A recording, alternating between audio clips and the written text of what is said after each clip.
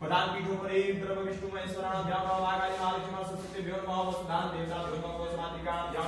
नमः गणपतेभ्यो नमः गणपते नमः गौरी नमः ध्यान ध्यानाति मानिकं चतुष्पाणे समर्पयामि